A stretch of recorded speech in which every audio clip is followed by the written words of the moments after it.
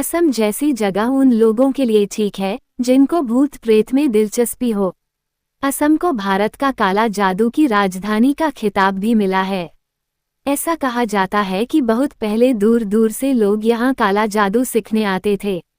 असम में ये भी माना जाता है कि अगर किसी ने काला जादू और मंत्र शक्ति में महारत हासिल कर ली है तो वो इंसान को जानवर में भी बदल सकता है। असम में नागांव नगौन नाम का एक छोटा सा गांव है। इस गांव में काले जादू की कोई सीमा नहीं। यहाँ जानवरों और पंछियों की बलि दी जाती है। सबसे ज्यादा हर अमावस की रात में शाम 6 से 9 बजे के बीच पंछियों की बलि दी जाती है। रात को तो जैसे इन मरे हुए पंछियों की बारिश होती है। बहादुर से बहादुर इंसान भी ये दृश्य देखकर डर जाए। वैज्ञानिक भी कभी इन चीजों का पता नहीं लगा पाए। ये वारदात कुछ 10 साल पहले की है। नागांव में अपने परिवार के साथ काया नामक लड़की रहती थी। वो 16 साल की स्कूल पढ़ने वाली युवती, जिसके बचपन से ही आकर्षित रूप की चर्चा गांव भर में थी। गांव के कई मर्द काया की सुंदरता को देख मोहित हो जाते। उसका जवान हुस्न, नीली आंखें और गोरा रंग देखकर मर्दों की बुरी नजर अक्सर उस पर रहती।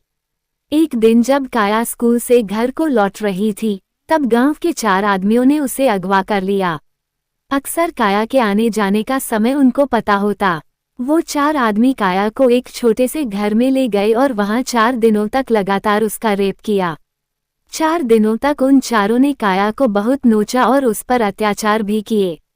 5वें दिन तड़पते हुए काया ने दम तोड़ दिया।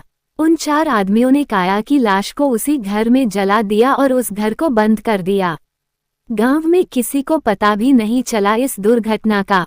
काया की लाश जलकर राख हो गई। अगले दिन काया की आत्मा एक भयानक रूप लेकर अपने कातिलों से बदला लेने गांव में आकर अपने उन 4 कातिलों को मार डालती है। इतने पर भी काया की आत्मा नहीं रुकती। वो गांव वालों को भी अपनी मौत का जिम्मेदार समझती थी, क्योंकि गांव में किसी ने भी उसके गुमशुदा होने पर कुछ नहीं किया। आधी रात को जैसे जोर से रोना और हंसना, बम्बू की लकड़ियों का कटकर गिरना, पायल की आवाज और घरों की छतों पर पत्थर फेंकना, ये सब काया की आत्मा का आतंक था।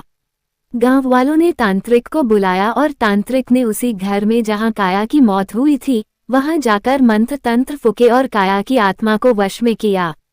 तांत्रिक ने एक अभिमंत्रित कील उस घर की एक दीवार पर ठोक दी, जिससे काया की आत्मा उस घर में कैद हो गई। तांत्रिक ने गांव में सबको इस शापित घर से दूर रहने की चेतावनी दी।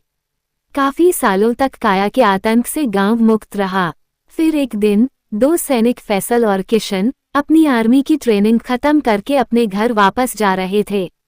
रास्ते में नागांव से गुजरते हुए उनकी जीप अचानक उसी शापित घर के बाहर बदकिस्मती से बंद पड़ जाती है। फैसल ने किशन से कहा, रात बहुत हो चुकी है और दूर दूर तक कोई गांव वाला नहीं दिखाई दे रहा। किशन ने जवाब दिया, हाँ यार फैसल, इतनी रात को कौन हमारी मदद करने आएगा। वो दोनों बात कर ही रहे थे कि एक बूढ़ा आदमी हाथ में लाठी लेकर उनके सामने से गुजर रहा था। वो अपनी ही धुन में चला जा रहा था। किशन ने उस बूढ़े आदमी को रोका और कहा, अरे चाचा, यहाँ कोई कार मैकेनिक मिलेगा। बूढ़े की नजर उस घर पर पड़ती है और डरते हुए बोला, यहाँ से जाओ जल्दी, इस घर के सामने मत खड़े रहो। ये कहकर बूढ़ा तेजी से चलने लगा। फैसल और किशन ये देख हैरान हुए। किशन ने कहा, अरे इनको क्या हो गया, मैकेनिक का तो बताया नहीं और ऐसे ही चले गए। फैसल की नजर उस शापित घर पर पड़ती है और वह बोला, चल यार किशन, आज की रात इसी घर में गुजारते हैं और कल सुबह जल्दी निकल जाएंगे। किशन मान जाता है और दोनों उस शापित घर में चले जाते हैं। वो दोनों सेना के सिपाही थे, तो ऐसी बंद जगहों से कहाँ डरने वाले थे। जो देश की रक्षा करते हैं उन्हें ऐसी जगह से कोई फर्क नहीं पड़ता। उनका मोबाइल नेटवर्क न चलने से वो दोनों अपने घर वालों को खबर नहीं दे सके।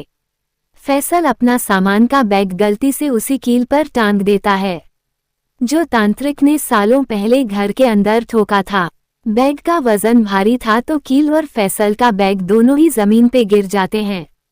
फैसल इसको नजरअंदाज कर कील को एक तरफ फेंकता है और अपना भारी बैग एक जगह रख देता है। दोनों सो गए और 1 घंटे बाद एक लड़की की जोर से रोने की आवाजें आने लगी। किशन की नींद खुली और उसने देखा कि एक लड़की बहुत डरावने भूतिया रूप में उसके सामने खड़ी थी। फैसल की गलती से काया की आत्मा आजाद हो गई और अब वो किशन के सामने खड़ी थी। काया ने गुस्से से बोला, चले जाओ वरना तुम भी मरोगे। किशन एक आर्मी सैनिक होने के नाते नहीं डरा।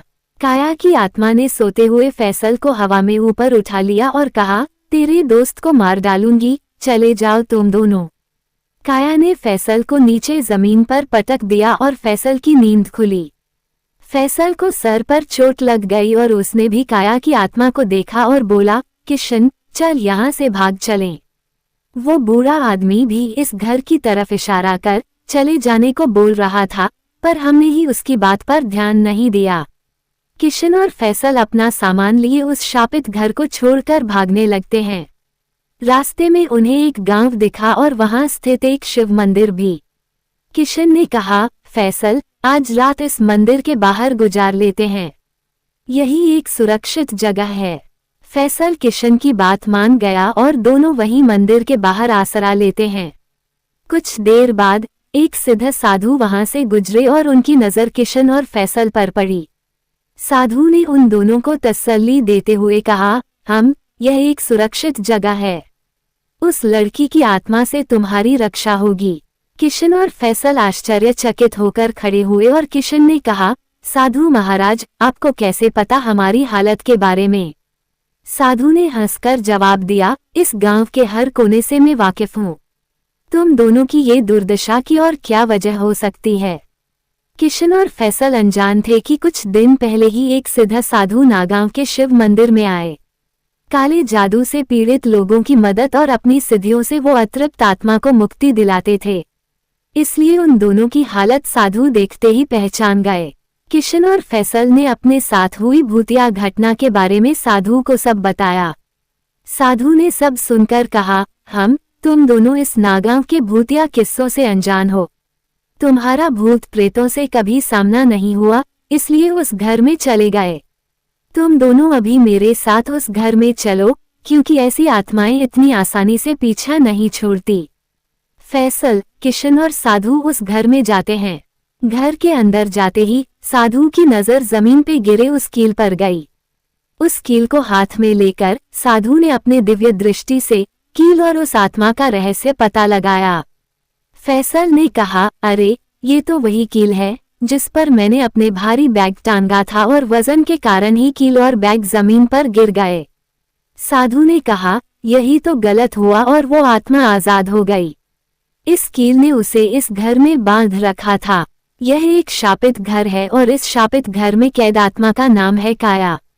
साधु ने उस शापित घर और काया की दर्दनाक कहानी किशन और फैसल को सुनाई। किशन और फैसल सुनकर बहुत दुखी हुए। किशन ने साधु से पूछा, तो अब क्या किया जाए साधु महाराज? साधु ने जवाब दिया, एक उपाय है।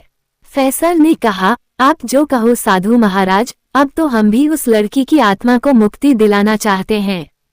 साधु ने कहा, जब किसी इंसान के मरने के बाद अगर उसके अंतिम विधि या श्राद्ध के पूरे नियम ना किए हों तो उसकी आत्मा भटकती है और ये तो नाबालिग लड़की की आत्मा है।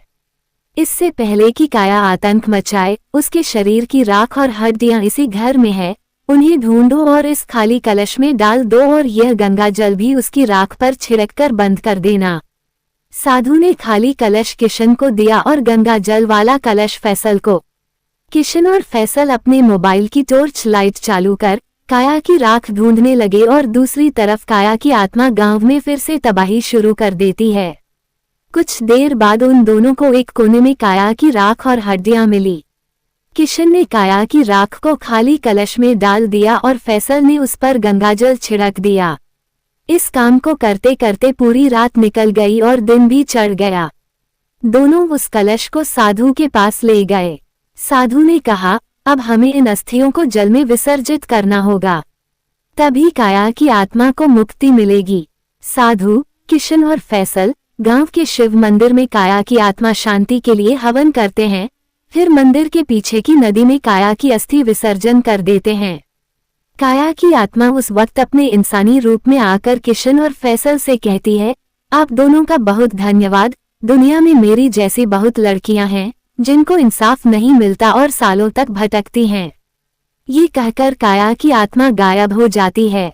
इस प्रकार काया की आत्मा हमेशा के लिए मुक्त हो जाती है।